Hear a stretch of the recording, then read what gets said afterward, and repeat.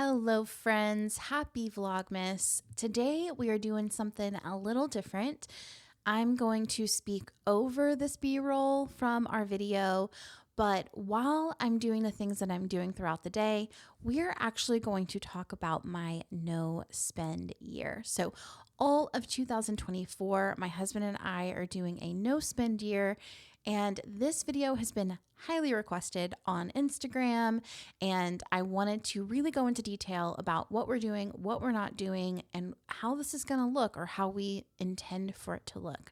So if that's of interest to you, let's hang out, do some cozy things around the home, and talk about money. So my husband and I, for the year of 2024, have decided to do a no spend year. Now, here's the thing. I'm a 7. So when we say my husband and I decided, I got overly excited about an idea that I had and committed to the bit, and my husband is now involved. Our life is now centering around this desire that came to me. Okay, that is more accurate. But I love him for that because here's the thing. I get these ideas in my head. I get so excited about them. I become very attached. And then it changes our lives in a good way. You know, maybe we do something adventurous or we have a life-changing experience. And I think the no spend year is not going to be any different than that. I think we're entering into a life-changing year for us. So I am very excited. So let's get into what this looks like. So for the first thing we probably need to talk about is what is a no spend year? I personally am approaching this from the sense that we are spending only on essentials. Now, some people do a low spend year where they spend just a little, or maybe they have one or two areas in which they feel like they're overspending and they want to cut back. So maybe they don't buy clothes for the year, but they're allowed to buy as much coffee or go out to eat as much as they want. For us, it is really about cutting out all extraneous expenses and really just getting down to bare minimum basics.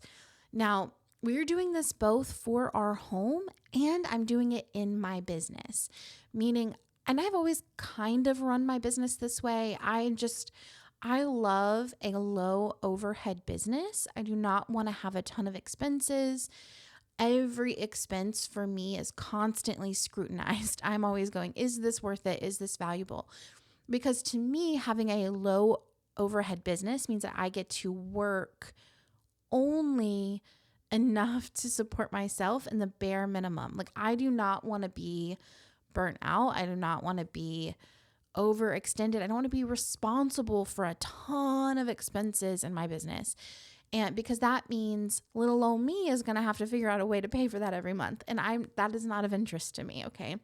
So all of that to say, I'm even doing that even more in my business in 2024. So cutting down expenses, and then we're doing the same thing at home. So let's talk quickly about why we're doing a no spend year. So we just have some financial goals that we would like to work toward. I mean, I have student loans. My husband has some student loans, not as many as me. And I'd love to be debt free. We want to buy a house. We want to be ahead on things that we'll talk about specifically in just a little bit. Like I want to be ahead of my finances, especially as a business owner. I think oftentimes it can feel like I am just a little bit ahead, and I really want to be a bit ahead. I want peace in my life. And one of the ways that I'm trying to do that is by getting ourselves kind of in advance of where we need to be. I also just want to change my relationship to consumerism in general. I'm an Enneagram 7. I like to feel good. I like to be happy. I like to be satisfied. And I found that I feel like it really amped up during COVID because I couldn't go anywhere. So like the year of 2020 and like a year and a half, we really did stay home almost all the time. And I think what I kind of built in a habit of like buying things even more as a support to that. Now, I'm not going to say that I didn't have spending, like buying thing as a coping mechanism before that, but I think it really ramped up for me at that time because I couldn't travel. I couldn't do any of the other things that I would normally do. And I often will underestimate the cost of joy.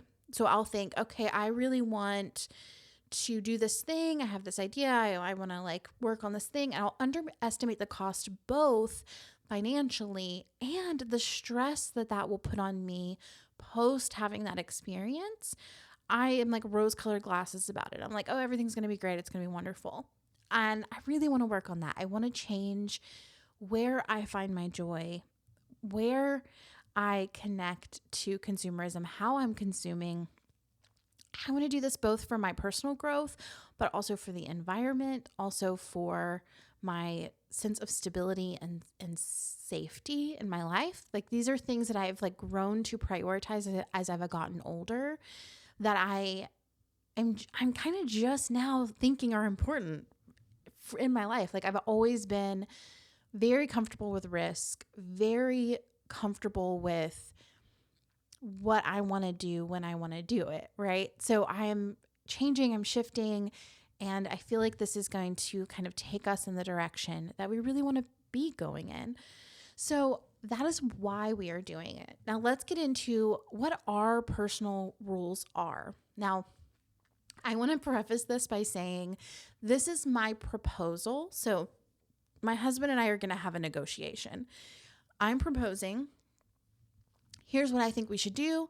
He's going to say, here's what I think you're not thinking about, or here's what I'm worried about, or here's what I'm thinking.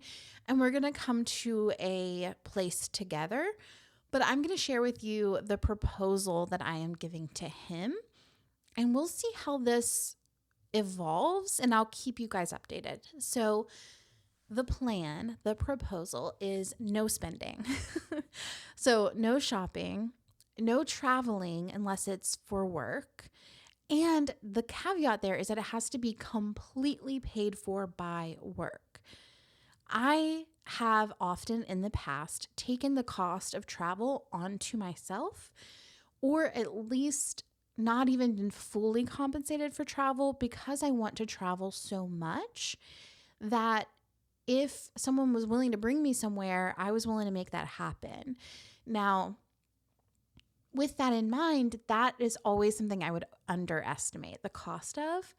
And I'm trying to break that habit. I'm trying to know my worth and ask for the compensation that I should be asking for when it comes to travel.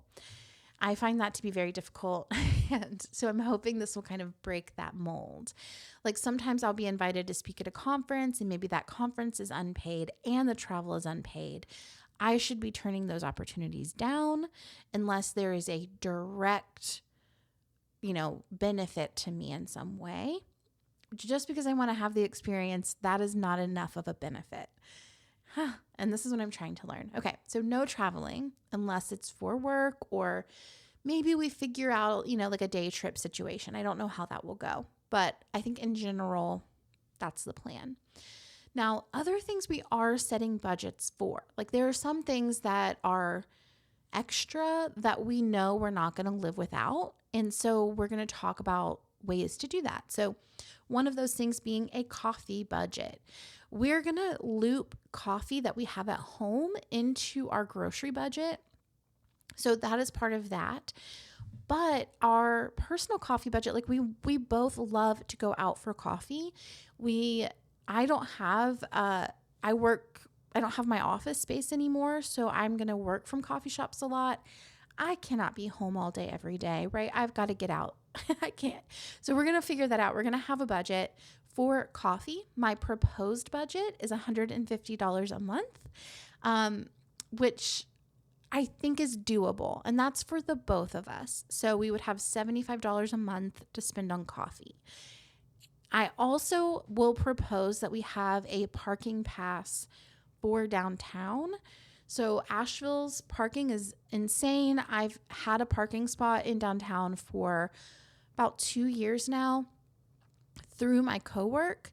And so I think we should buy a parking pass downtown because we know that we're going to be going to the same coffee shop over and over and over again, and there's no parking. The parking is paid there, and it is pretty expensive. So it will be worth it, I think, to have a parking pass. Okay, the next one here is our personal spend. So we currently do personal spend of $300 each per month. And that is what we just spend our money on whatever we want. I typically use it to buy clothes or, for my Newly subscription. I have FabFitFun. I like to use it for that. Obi uses his, we don't really pay attention to what each other use our spend money on. We have separate bank accounts where we just spend our spend money on whatever we want. So we're going to lower that down to $100 each per month. So I think that's very doable. I think it's going to keep us from being so restricted that we can't sustain it, because we need a little bit room to play. Like if I go over the coffee budget, can come out of my personal. If I want to just grab a quick lunch while I'm out, that can come out of my personal. If I really want a new sweater, I could use my personal for that, but maybe I don't want to. That seems like a lot. Let's say I want to go visit my friends in Chicago, who I love very much. I can save my personal up for multiple months and put that toward a plane ticket, right? So these are some options we have available. The next one is eating out. So eating out is going to be $100 a month. This is significantly lower than we currently spend. I don't think we eat out a ton. Honestly, I think maybe we eat out. If I'm being realistic, I would say we eat out for dinner maybe once or twice a week. And for lunch, between the two of us, I would say we're probably eating out 3 or 4 times a week, maybe 2 to 4 times a week between the two of us. So with that in mind, I think this will save us a ton of money, but we'll still feel special. So like on my birthday, we can go out to a nice dinner, but then eat at home for the most of the rest of the month. And I think that will work just fine. So moving on, the other thing we're going to work toward, or that I'm proposing, is using sinking funds. So if you haven't heard of sinking funds before, it's essentially just putting a little bit of money away each month versus spending a bunch of money at once. People do this for things like vacations, Christmases. People do this for bills. So people will literally save up their entire power bill for a year and then pay it at the beginning of the year. Now, the way we're going to do this, we're going to use it for things like birthday for the kiddo, Christmas presents, potentially going to Chicago for Thanksgiving if we decide to do that. Putting away a bit each month versus spending it all at once, kind of out of nowhere. Now, the goal for this to me is to get ahead on this kind of thing for the future. So eventually we can add in vacations. Even I think insurance is a really good one to do this for, because your insurance is kind of a set rate that you can pay in advance. And I would love to be kind of paying that ahead of time. Now, beyond this, our goal is to lower any variable expense that we have. So literally every single month, I'm going to be going through and looking at anything that could be cut and what could be lowered, what bill could be lowered, anything that could be taken out that is extra. One of those things being subscriptions. We have a lot of subscriptions. We have Audible, YouTube, Spotify, Netflix, Disney, HBO, Amazon Prime. Like, we have them all, okay? So I'm going to propose that we cut our subscriptions down to just $50 a month. I think this is going to help us to prioritize the things that really matter to us and release the ones that don't. Then my budget for groceries. So right now, the way we do groceries is I buy what I want when I want it. I just go to the grocery store, I buy whatever I want. And y'all, that sentence, the reason that I do this is because never in my life did I think I would be able to do that. Okay. Like, I just want to I'm going to get a little emotional. Never in my life from birth did I think that I would be able to just go into a grocery store and just buy. I'm crying. Woo.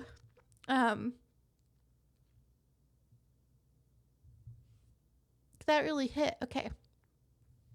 Who? Never did I think I would ever be able to just go into a grocery store and buy whatever I want and not keep a calculator while I'm pulling groceries out, right? And I think that feeling is something that I have always wanted. And similarly, being able to just fill up my gas tank, right? That's something that I never thought I'd be able to do. And I can remember so much doing $5 at a time for so many years, most of my life, right? So the moment that I felt okay, I've gotten to a point where I can do that, where I can just go to the store, buy whatever I want. I can fill my gas tank up whenever I want. I just kind of went a little crazy with it, right? I just kind of didn't regulate it at all. And I think now when I'm looking at where the places we can cut money the most, it's groceries and eating out. So, oftentimes our grocery bill is around $1,200 a month. So there's 3 of us. We have, every other week we have the kiddo. Those weeks are a little bit pricier because we can't do every plate. Every plate cuts our bill down a lot, honestly. We can't do every plate, and we have kiddo things to buy, we get them snacks and lunchbox items, things like that. And there's 3 of us, so it changes things. But the weeks that it's just me and Obes, it's a little trickier, right? So all of that to say, I'm not positive we'll be able to do this because we're cutting our eating out budget down. There's a high chance that our grocery budget will go up in proportion, to kind of compensate for the meals we're eating at home. So I don't know how this will go, but my suggested budget for groceries for a month is $700. Now, I'm working really hard, and this is a hobby for me. This is for fun, but I'm working really hard to learn how to make a lot of what we eat from scratch so that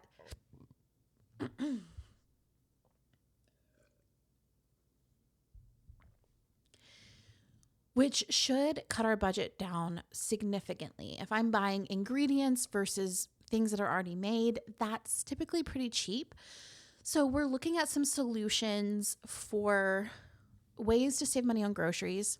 Every plate is amazing for this because when it's just Obie and I, we get a week's worth of dinners, 4 nights of dinners for about $50, $60. The tricky thing with that is we don't have leftovers for lunch. So then we need to buy lunch leftovers. We've thought about, could we go up to a 4-person subscription? That prevents us from going to the grocery store more often, which I think every time we go to the store, we end up buying a little bit more. And also, our kiddo doesn't really eat meat. They're mostly vegetarian. They'll kind of eat chicken. And every plate has some vegetarian meals, but not as many as some other meal delivery services have. So we're just kind of playing with that because every plate is the most affordable. So that's kind of what we're toying with. We might still do every other week we get every plate, every other week we don't. And I've considered every other week getting the CSA box.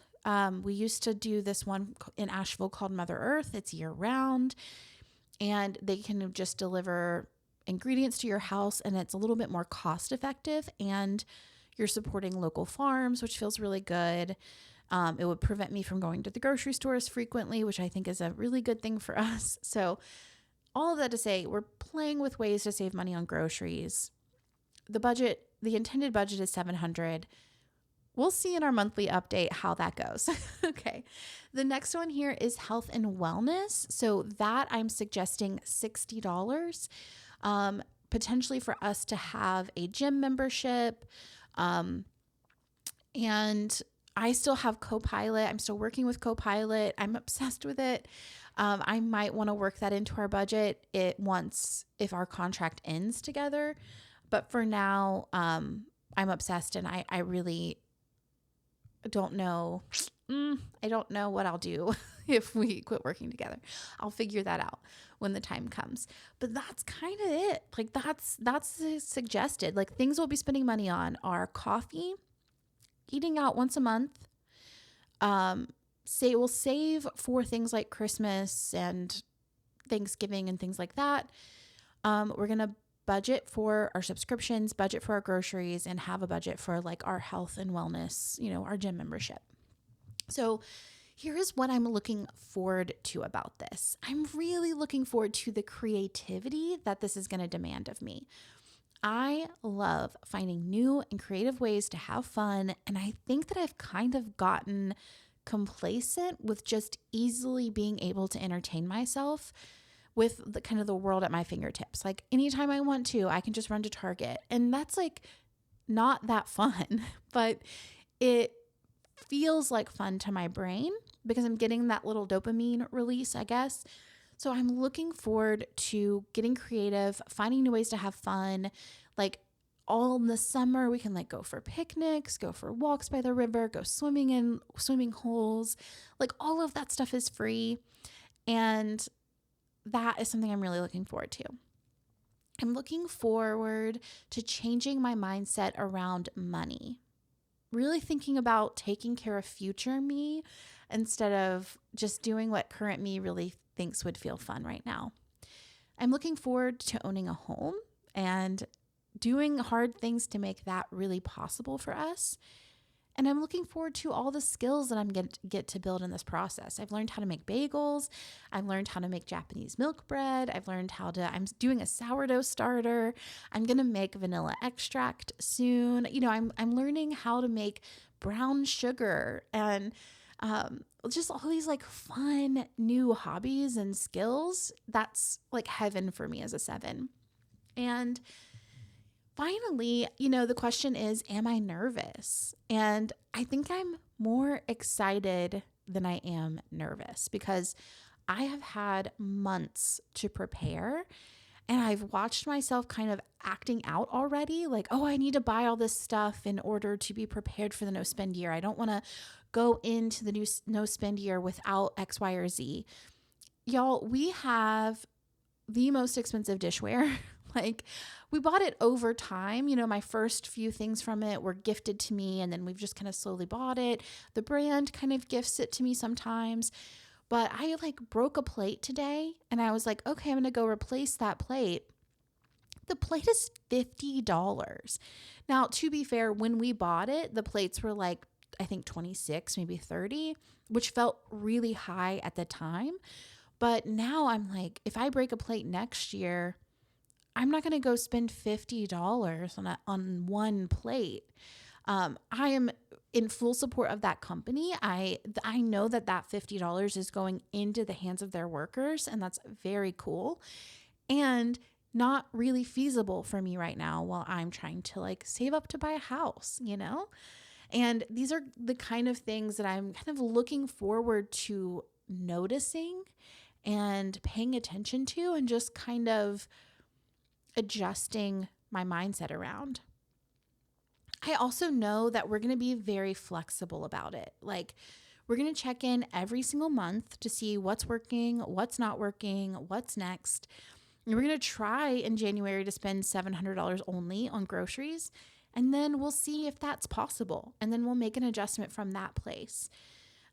We aren't locked into this particular plan because we made it up without any experience, right? Without even trying. So it's definitely going to shift and it's going to change over time. It's going to become more lived in and manageable. But in general, this is the intention. So I hope that this is interesting to you. And maybe it will spur you to kind of think about ways that you could lower your spend this year. And I will make sure to keep you all updated as time goes on as to how this is going, how it feels. And as for now, I will see you in the next one. Bye.